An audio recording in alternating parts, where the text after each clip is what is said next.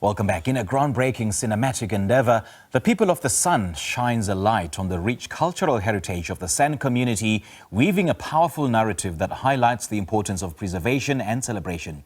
Blending documentary elements with narrative storytelling, it spotlights Ouma Katrina, the final guardian of the ancient Nuju language, alongside the evocative poetry of Siphokazi Jonas.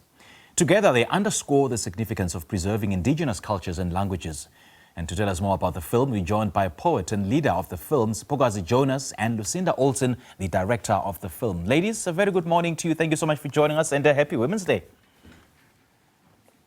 Thank you so much. Thank you. Thank you. All right. Now, Lucinda, I'm going to start with you. What really inspired you to create a film about the San community and their struggle to preserve their indigenous culture and language?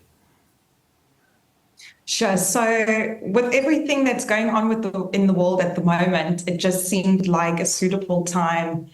And of course, we wanted to create a piece that honors and respects our heritage and our ancestral history within Southern Africa, being so diverse in different cultures and community and people. Now, Siphokazi, what triggered you to write a poem about the San people, and what was your creative process like?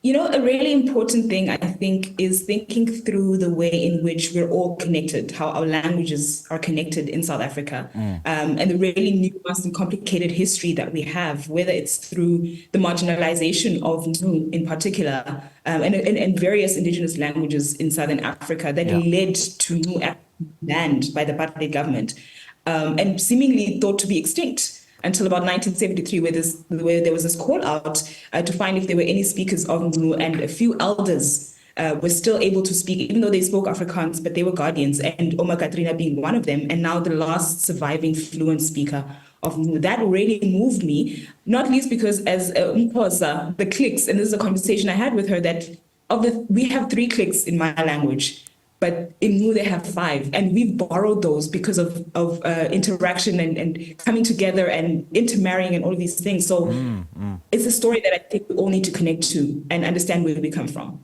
And I'm quite curious to know, Siphokazi, how your poetry reflects the themes of cultural preservation and as well as indigenous identity. I mean, I think that's the perfect summary of what this project in particular has been in using documentary storytelling and using storytelling, because in the film, Ouma Katrina actually tells a story about the history of the San people, of the San community and her tribe in particular. And it evokes even something similar in Intsomi, for example, that we tell in Xhosa that so, and I think it's something that runs across so many different cultures within this country. So my work was actually aimed, the poem particularly in this film is aimed towards us to think about the place of the first people in this country and how they've been pushed completely aside. They were moved out of ancestral lands in order to establish a park in the Kalahari. So what is our responsibility in ensuring that history is preserved, but that people are as much a part of this contemporary moment and the future? In really important ways, instead of being marginalized and sidelined even further.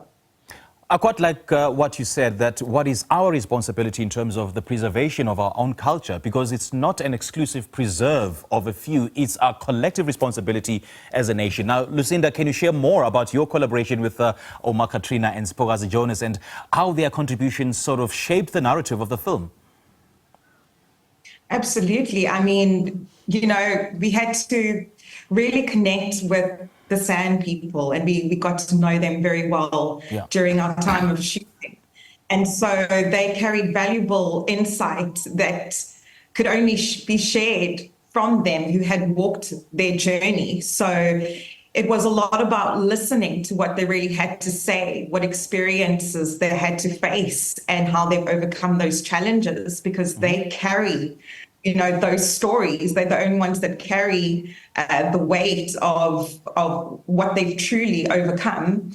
And of course, with the diverse cultures that we are exploring within the story, it was a really beautiful thing to see it all come together and merge together to bring the sense of connection and embracing the human spirit that we all have within South Africa. And how did you sort of balance the documentary elements with the narrative storytelling in this film? And what is your thought process like behind this creative choice? Sure. So we use documentary elements as well as narrative storytelling, which we felt was the best approach towards this film in order to honor the human-centric storytelling part, and as well to create those aesthetic elements to bring out the African culture and diversity within our people and within our nation. And yeah, we just really wanted to shine a spotlight on everyone in an honorable way that came through authentically, but that also showed the true colorful beauty that we have. And having said that, Siphokazi, how do you think art and poetry, or rather, what kind of role do you think art and poetry will play in terms of amplifying the voices of the marginalized groups? I think we already, in fact, I don't think, I'm sure, that we already have a really rich history of storytelling and art that plays a social role. Whether we're going back, it's especially pertinent for thinking about Women's Month now that we're thinking about, over 20,000 women that marched in 1956 in order for us to even be able to celebrate this day and in contributing towards our freedoms. But even predating that, I think, when I think of Imibongo, for example, that plays such a significant part in archiving our history. When I think of the cave paintings, right, they're already significant to thinking about San people in this context in particular, that tell these stories. And then obviously oral storytelling, as we experience in the film with Ouma Katrina. But what's beautiful as well is Ouma Katrina has, with her granddaughter, Claudia Sneeman, have actually written a children's book which comes in 4 languages. I believe it's Afrikaans, English, Xhosa, and of course in Zulu. So one is able to read it in different languages.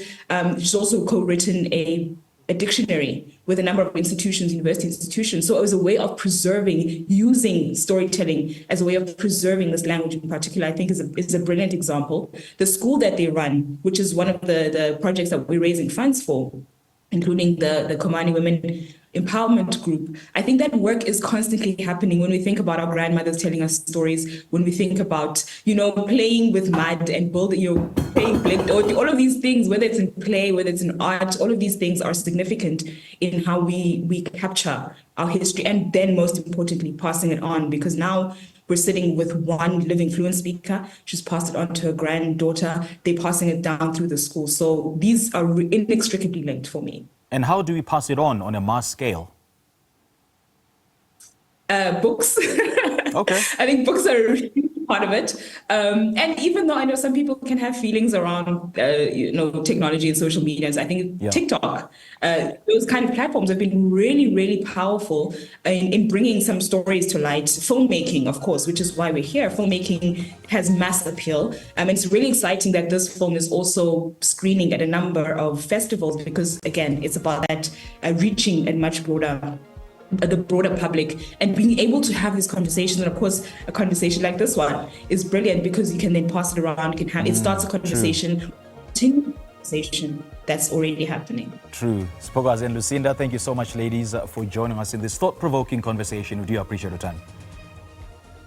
Thank you so much. Thank you. That was poet and leader of the film, Siphokazi Jonas, and Lucinda Ohlson, the director of the film, The People of the Sun. It's been enlightening to discuss the film with the two ladies.